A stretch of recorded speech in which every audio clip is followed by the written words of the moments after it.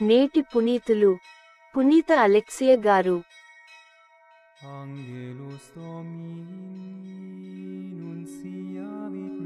గొడ్డలి తన్ను ఉపయోగించు వానికంటే గొప్పదా?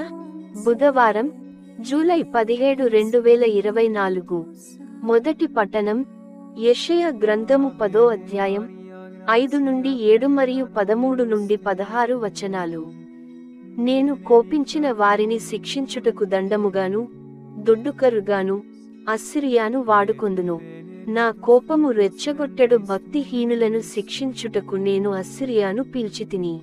అస్సిరియనులు ఆ జనులను కొల్లగొట్టి వారి సొత్తునెల్లా అపహరింతురు. వారిని వీధులలోని బురదను వలె తొక్కివేయుదురు. కాని అస్సిరియా రాజు ఇట్లు భావింపలేదు, ఇట్టి ఆలోచన చేయలేదు. చాలా జాతులను హతమార్పవలెనని అతని తలపు.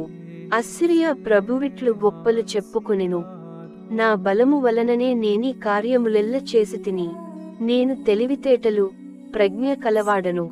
జాతుల మధ్యగల సరిహద్దులను తుడిచివేసి వారి వస్తు సంచయములనెల్ల దోచుకుంటిని. సూర్యుడనై ఆ జాతులను నా కాలితో మట్టితిని. పక్షిగూటి మీదవలె జాతుల సొత్తు మీద చేయి వేసితిని. ప్రజలు గూటిలోని గ్రుడ్లను ఏరుకొనినట్లుగా లోకములోని సకల జాతుల సంపదలను గైకొంటిని.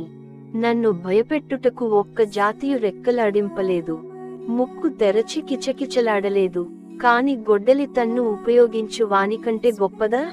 రంపము తన్ను ఉపయోగించు వానికంటే శ్రేష్టమైనదా?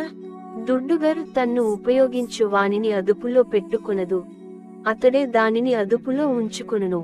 ఇది ప్రభువు వాక్కు.